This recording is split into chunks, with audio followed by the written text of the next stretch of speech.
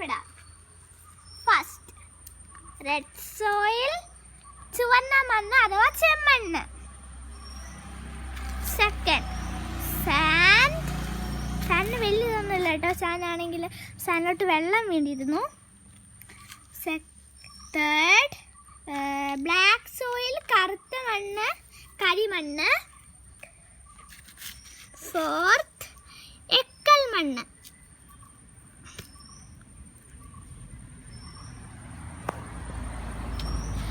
Okay, അപ്പൊ നമ്മളിതൊക്കെ ഇതിൻ്റെയൊക്കെ ഓരോ മണ്ണിനും ഓരോ രൂപങ്ങളും കളേഴ്സും ഒക്കെ അല്ലേ. അപ്പൊ നമുക്ക് ഓരോന്നിനും എടുത്തെടുത്ത് വെച്ച് നമുക്ക് നോക്കാം. ആദ്യം തന്നെ ചുവന്ന മണ്ണ്. ചുവന്ന മണ്ണ് ഞങ്ങളിവിടെയൊക്കെ കാണുന്നത് ഇങ്ങനത്തെ നല്ല റെഡ് കളറാണ്.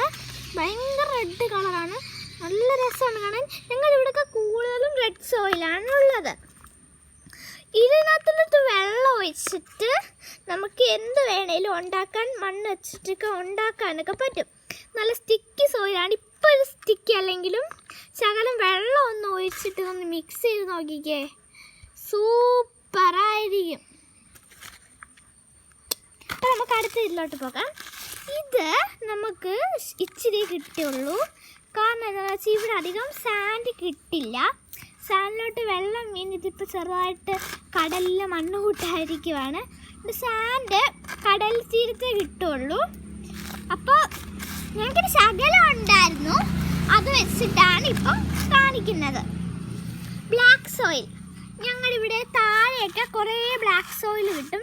ബ്ലാക്ക് സോയിലും റെഡ് സോയിലുമാണ് ഞങ്ങൾ കൂടുതലുള്ളത്. ഈ ബ്ലാക്ക് സോയിൽ നല്ല സോഫ്റ്റ് ആയിരിക്കും. അതുപോലത്തല്ല, നമുക്ക് ബ്ലാക്ക് സോയിൽ എടുക്കുകയാണെങ്കിൽ അതിനകത്തിലധികം കല്ലൊന്നും വരാൻ സാധ്യതയില്ല.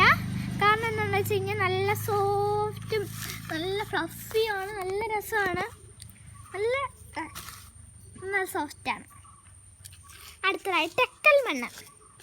എക്കൽ മണ്ണ് നമ്മുടെ ഈ വെള്ളമൊക്കെ അടിഞ്ഞു കൂടിയ പുഴയുടെ തീരത്ത് അങ്ങനത്തെ വെള്ളമൊക്കെ അടിഞ്ഞിങ്ങനെ കൂടി നിൽക്കുന്ന സ്ഥലത്താണ് എക്കൽ മണ്ണ് കാണാൻ പറ്റുന്നത്.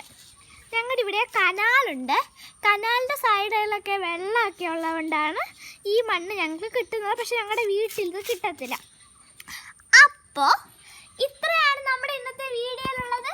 അപ്പോൾ എല്ലാവരും സബ്സ്ക്രൈബ് ചെയ്യണം, ലൈക്ക് ചെയ്യണം, മസ്റ്റായിട്ട് സബ്സ്ക്രൈബ് ചെയ്യണം. അപ്പോൾ നിങ്ങൾക്ക് ഈ